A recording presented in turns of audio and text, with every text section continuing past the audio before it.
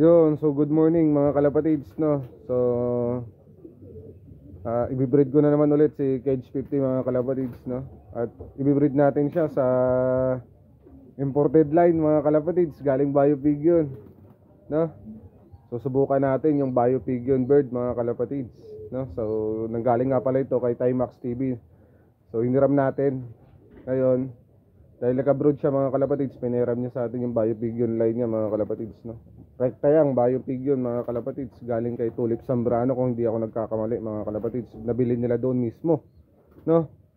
So sabi ko, white ring naman yung ano, Becard to, kung hindi ako nagkakamali mga kalapatids, Becard. Yan yung Biopig yun bird mga kalapatids, ito yung hen, no?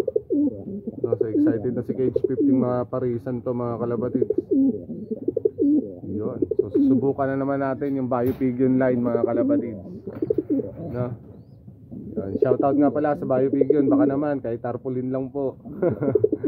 Yun. So maikling video lang muna yung ating gagawin. So abangan nyo yung mga next video, dahil i-update natin yung magiging anak niya lang mga kalapatids, kung anong kalabasang kulay, sorry. Then susubukan rin natin yung magiging anak nila mga kalapatids, na yun. So hanggang dito na lang mga kalapatids, Biopig yun bird, baka naman tarpaulin lang at cup. Thank you po, bye.